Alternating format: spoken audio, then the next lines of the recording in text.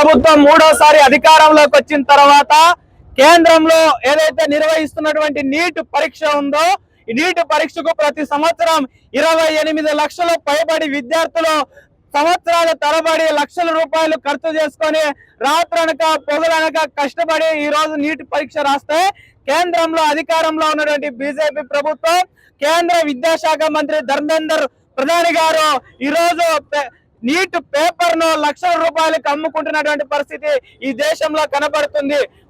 ఎన్నో సంవత్సరాల నుంచి ఎస్ఎఫ్ఐ చెప్తోంది కేంద్ర ప్రభుత్వం విద్యను వ్యాపారం చేస్తుందని. కానీ ఈ రోజు ప్రత్యేక సాక్ష్యాలతో సహా ఈ రోజు విద్యాశాఖ మంత్రి గారు ఈ రోజు నీట్ పేపర్ ను లీకేజ్ చేసి అమ్ముకున్నటువంటి పరిస్థితి. ఈ రోజు నీట్ పేపర్ లీకేజ్ అయిన తర్వాత దేశవ్యాప్తంగా 19 మంది విద్యార్థులు ఆత్మహత్యలు చేసుకొని ఈ రోజు ప్రాణాలు బలి తీసుకుంటున్నటువంటి పరిస్థితి ఈ రోజు ఈ దేశంలో కనబడుతుంది. ఏదైతే ఎన్టీఏ ఉందో నేషనల్ టెస్ట్ సంబంధించిన ఏజెన్సీ ఉందో ఆ ఏజెన్సీ గతంలో తెలంగాణలో ఇంటర్మీడియట్ పరీక్షలు బాధ్యత తీసుకొని దానికి కాంట్రాక్ట్ గతంలో ఇస్తే దాంట్లో పేపర్లు సరిగా రుద్దకపోవడం వల్ల 8 మంది విద్యార్థులు ఆ రోజు ప్రాణాలు తీసుకున్నారు. సేమ్ అదే సంస్థ ఏదైతే ఉందో దాని పేరు మార్చి ఎన్టీఏగా ఈ రోజు కేంద్ర ప్రభుత్వం వాళ్ళకి కట్టబెట్టింది. ఈ రోజు కట్టబెట్టిన తర్వాత వాళ్ళు లక్షల రూపాయలకు విద్యార్థులు చదివి డాక్టర్లు కావాల్సినటువంటి ఏదైతే నీట్ పేపర్ ఉందో దాన్ని అమ్ముకుంటున్నటువంటి పరిస్థితి.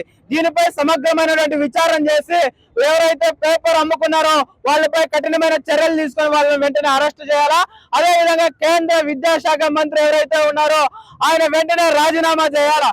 అదే విధంగా ఈ దేశంలో అత్యున్నతమైనటువంటి యూనివర్సిటీలు సెంట్రల్ యూనివర్సిటీలు ఈరోజు సెంట్రల్ యూనివర్సిటీలో చదువుతున్నటువంటి విద్యార్థులు ఈరోజు దేశంలో అన్ని మూలల ఉన్నతమైన స్థానాల్లో ఉంటున్నారు. అట్లాంటి సెంట్రల్ యూనివర్సిటీకి సంబంధించినటువంటి నిర్వహించేటువంటి కామన్ ఎంట్రన్స్ టెస్ట్ ఏదైతే ఉందో ఈ రోజు 3 రోజుల పరీక్ష ఉంది. ఈ రోజు 3 రోజుల పరీక్ష ముందు ఈ రోజు సెంట్రల్ యూనివర్సిటీ ఎంట్రన్స్ టెస్ట్ రద్దు చేశారు. ఎందుకు రద్దు చేశారని ఈ రోజు ఎస్ఎఫ్ఐ సూటిగా కేంద్ర ప్రభుత్వాన్ని అడుగుతున్నాం. ఈ రోజు మీరు లాబింగ్ చేసుకోవడం కోసం ఈ రోజు మీరు ఏదైతే అవినీతి ఆరోపణలు ఉన్నాయో వాటన్నింటినీ దాచిపెట్టుకోవడం కోసం ఈ రోజు ఏదైతే సెంట్రల్ యూనివర్సిటీ టెస్ట్ ఉందో దాన్ని మీరు రద్దు చేశారు. దాన్ని ఏదో విధంగా కొనసాగించాలా. ఈ దేశంలో విద్యార్థులందరూ కూడా అన్ని సెంట్రల్ యూనివర్సిటీల్లో చదువుకోవడానికి అవకాశం కల్పించాలని ఈ సందర్భంగా ఎస్ఎఫ్ఐ ఉద్దేశం ఏమంటే ఈ రోజు దేశంలో ఉన్నటువంటి కేంద్ర ప్రభుత్వం ఎన్టీఏ ద్వారా నీట్ ను నిర్వహించి దాదాపు 28 లక్షల మంది విద్యార్థులు హాజరైతే దాదాపు 4-5 కోచింగ్ సెంటర్లలో పడి విద్యను అభ్యసించి ఈరోజు ఎగ్జామ్ రాస్తే 28 లక్షల మంది విద్యార్థులకు ఈరోజు ద్రోహం చేసింది. ఈరోజు ఎన్టీఏ పేపర్ లీకేజ్ చేసి దాదాపు 8 మంది విద్యార్థులు ఆత్మహత్యకు పాల్పడడం జరిగింది. అదే విధంగా చూసుకుంటే సిబిఎస్ఈకి సంబంధించి కూడా వాల్యుయేషన్లు కూడా అవకతవకలు జరిగినాయని చెప్పేసి అది కూడా ప్రధానంగా ప్రస్తావిస్తున్నారు. ఈరోజు పూర్తిగా ఎన్టీఏ సంబంధించి పూర్తిగా మొత్తానికి అది పనిచేయని పరిస్థితిలో ఉంది. అదే విధంగా ఈరోజు ప్రధానంగా చూసుకుంటే ఐపీఎల్ అంటే ఇండియన్ ప్రీమియర్ లీగ్ కాదు, ఐపీఎల్ అంటే ఇండియన్ పేపర్ లీగ్ అనే విధంగా ఈరోజు ఎన్టీఏ చేస్తా ఉంది.